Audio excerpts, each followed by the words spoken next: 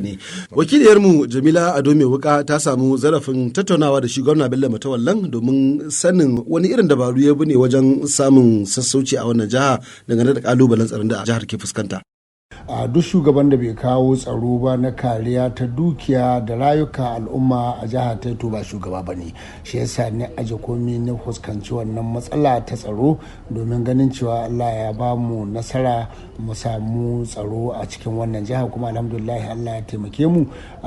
Kowa ya san da halin da Zamfara take jiya da kuma halin da take a yau. Ta yaya ka ɗauki matakan da haka samu sulhu ko kuma ka kawo zaman lafiya a wannan jiha?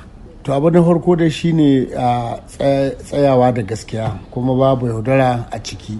Duk abin da za ka yi ka shata gaskiya, Allah zai taimake ka, amma duk abin da ka yi kana da niyya ta yaudara ko cutar da wani, to ba za ka samu nasara a kai ba.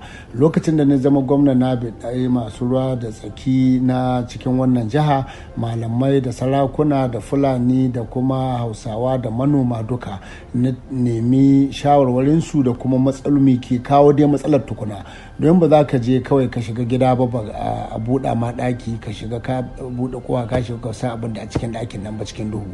Bayan na yi wannan na fahimci yadda matsalolin suke, shine na fara ɗaukar mataki ɗaya bayan ɗaya domin in tabbatar da cewa an samu wannan tsaro da kuma shawarwarin da magabata suka bani na hanyoyin da za a bi idan ana son a yi abin tsakani da Allah. Na bi wasu daga cikin shawarwarin nan domin mu tabbatar da cewa lallai abin da muke nema ya samu. Saboda haka mu alhamdulillahi kowa yana yawon shi ko ina cikin jiha, kuma ana ci gaba da harkar kasuwanci. Da kasuwanni dole suke na jihar Zamfara zuwa na duka na bude su, kasuwanni suna ci, ana zuwa ana mu'amala da al'umma yanzu cikin jihar Zamfara.